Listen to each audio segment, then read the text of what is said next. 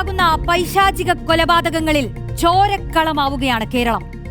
ഒരു 23 വയസ്സുകാരൻ ചുറ്റിക തലപ്പിനാൽ കൊന്നൊടുക്കിയ 5 ജീവിതങ്ങളെ ഓർത്ത് മലയാളി അക്ഷരാർത്ഥത്തിൽ നടുങ്ങിയിരിക്കുകയാണ്. ഈ നാടിതെങ്ങോട്ടാണ് പോകുന്നതെന്ന് ചിന്തിക്കാത്ത മലയാളി ഉണ്ടാവില്ല.